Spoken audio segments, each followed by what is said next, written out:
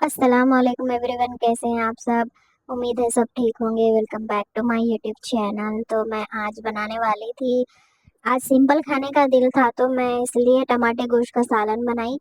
बहुत ही मज़े की बनती है, आप लोग ज़रूर ट्राई करिएगा क्योंकि ये बहुत आसान है।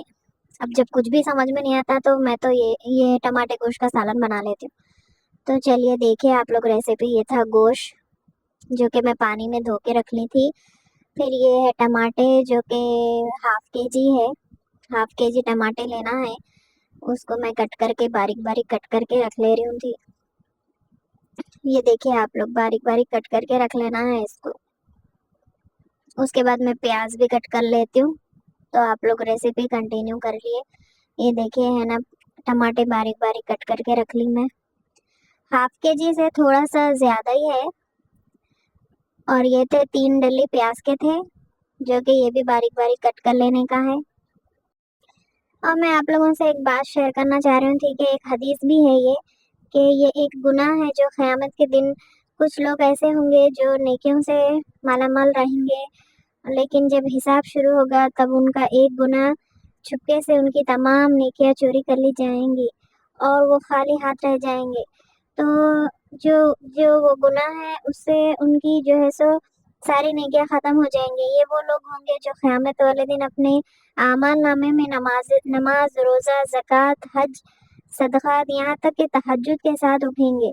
लेकिन दुनिया में उन्होंने दिन रात नेकियां और इबादत की होंगी, लेकिन फिर भी उनकी वो तमाम नेकियां इबादत किसी और के नामे अमाल में मुंतकिल हो जाएंगी।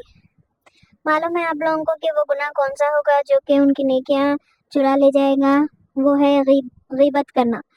गीबत करना है और ताना ताना देना है, किसी को गाली देना है, हक किसी का मार के खाना है और उनकी ज़ुबान से होने वाले सब गुनाह। और पता है वो इंसान कौन होगा जिसके नामे अमल में उन लोगों की नेकियां मुंतकिल हो जाएगी?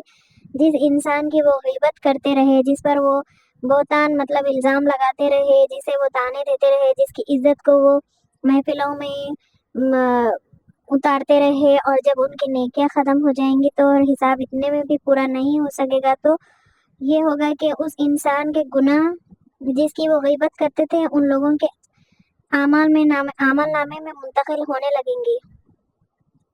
तो तसव्वुर करिए आप लोग, आप सालों तक वक्त पर नमाज अदा करते रहे, आप लोग रोज़ा सदका करते रहे, आप तहज्जुद पढ़ते रहे, आप हर साल रोज़े रखते रहे, लेकिन ये सब कुछ सेकंड्स के अंदर किसी और के पास चला जाता है और आप लोगों को यूँ खाली हाथ आप लोगों के हाथ खाली हो जाते हैं जैसे आपने ये सब किया ही ना हो, सिर्फ आपकी लापरवाही में बोले गए चंद अल्फाज की वजह से। क्योंकि एक गीबत करना बहुत मतलब अपने अच्छाई पूरी ख़त्म कर देती है, अपनी नेकियां पूरे ख़त्म कर देती। तो आपका एक बुरा लफ्ज़ और आपका एक बुरा जुमला गुस्से में आपकी ज़ुबान से निकली गई एक बुरी बात आपकी नेकियों को मतलब आपकी नेकियों का पूरा अकाउंट खाली कर सकता है और आपके गुनाहों का अकाउंट पूरा भर सकता है। आप अपनी ज़बान को अपनी नेकियां ना चुराने दें, अपनी ज़ुबान की हिफाजत करें और अपने आखिरत के बैंक अकाउंट की हिफाजत करें जैसे आप दुनिया के अपने बैंक अकाउंट की हिफाजत करते हैं।